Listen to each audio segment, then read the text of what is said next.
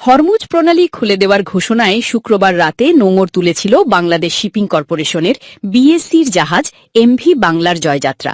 তবে যাত্রা শুরুর কয়েক ঘণ্টার মধ্যেই বেতার বার্তায় ইরানের বাহিনী জাহাজটি পারস্য উপসাগরে ফেরত যাওয়ার নির্দেশনা দেয়।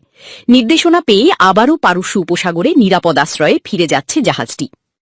জাহাজের ক্যাপ্টেন শফিকুল ইসলাম খান শুক্রবার রাত 1:45টায় হোয়াটসঅ্যাপে প্রথম আলোকে বলেন, নিষেধাজ্ঞা প্রত্যাহারের ঘোষণা শুনে আমরা শুক্রবার রাতে হরমুজ পাড়ি দিতে রওনা হয়েছিলাম।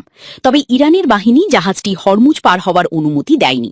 জাহাজটি ফেরত নেওয়ার নির্দেশনা পাওয়ার পর আমরা আগের জায়গায় অর্থাৎ পারস্য উপসাগরে ফেরত যাচ্ছি। রাতে এর আগে বাংলাদেশ শিপিং কর্পোরেশনের ব্যবস্থাপনা পরিচালক কমোডর মাহমুদুল মালেক প্রথম আলোকে জানিয়েছিলেন, পারস্য উপসাগর থেকে বাংলাদেশ সময় শুক্রবার রাত 11:50 বাংলার জয়যাত্রা হরমুজ প্রণালীতে প্রবেশ করেছে। রাত 3টা নাগাদ হরমুজ প্রণালী অতিক্রম করতে পারে।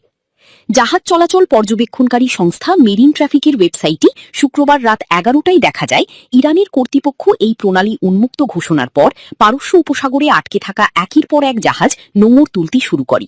শতাধিক জাহাজ পূর্ণ গতিতে হরমুজ প্রণালীর দিকে এগিয়ে যাচ্ছিল।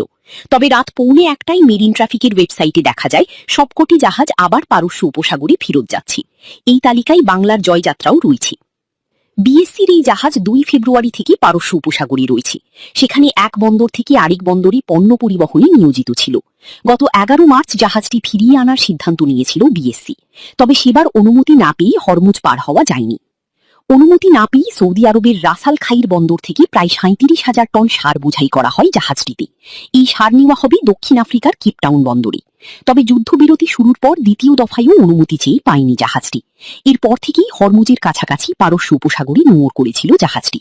তৃতীয় দফায় শুক্রবার হরমুজ পার হতে গিয়েও শেষ পর্যন্ত ফেরত যাচ্ছে জাহাজটি।